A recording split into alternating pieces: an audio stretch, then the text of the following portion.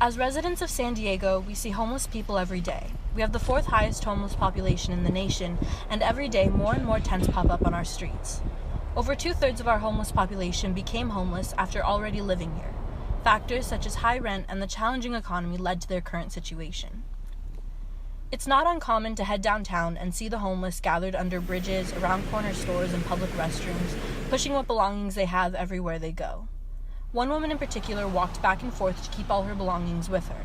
Like many, she found her next meal wherever possible, often by heading to various shelters and food banks, or even searching through what was thrown out by restaurants. On the outskirts of downtown, you'll find that there are rows upon rows of tents serving as shelter, and while food is definitely not their only problem, it certainly is a large one, especially when there should be plenty of food to go around. According to North American Food Waste Facts, in the U.S., 30 to 40% of the food supply is wasted, equaling more than 20 pounds of food per person per month. And while there are over 500,000 people living in San Diego who don't know where their next meal is coming from, San Diegans produce nearly 500,000 tons of food waste every year that ends up in landfills. Walking through the Gaslamp Quarter, it's hard not to notice the juxtaposition of the homeless asking for food and the restaurants that line the streets.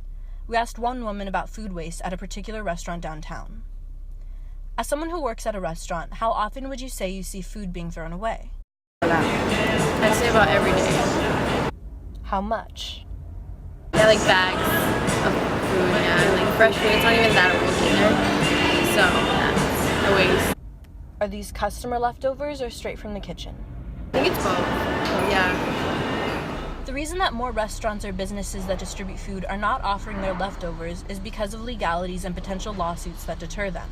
But it isn't an impossible task. Trader Joe's, for example, partners with local organizations to donate any unsellable but still consumable foods to help feed people who are food insecure.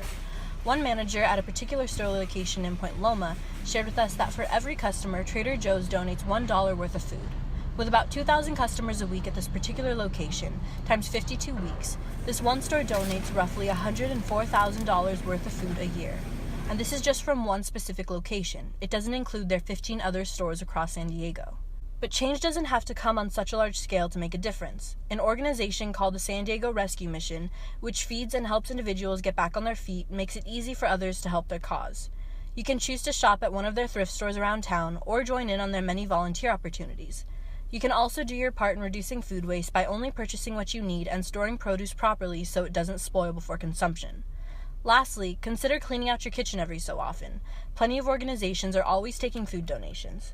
By taking these necessary small steps, we can cut down on food waste and increase the number of those in need having access to food.